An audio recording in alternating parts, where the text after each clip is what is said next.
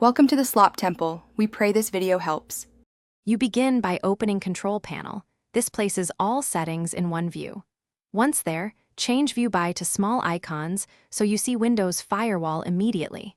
Click the Windows Firewall icon to open its main page. Make sure you are signed in with administrator rights because you will change system-level settings. If prompted by User Account Control, approve the request. Now you're ready to inspect current firewall status and move to enabling or configuring profiles. You should now select Turn Windows Firewall on or off from the left panel to access profile controls.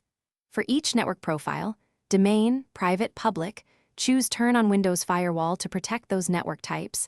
Enable notifications if you want alerts when apps are blocked. Make sure to review any exceptions before switching profiles because they persist. Once configured, click OK to apply. If you manage group policy, changes here may be overridden, so verify group settings if your options are grayed out. Finish by testing connectivity for common apps so you confirm the firewall permits wanted traffic.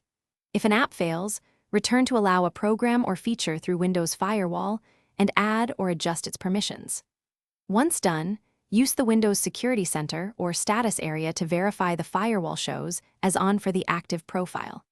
If changes won't save, check that the Windows Firewall service is running and that group policy isn't enforcing different rules. Restarting the service often resolves.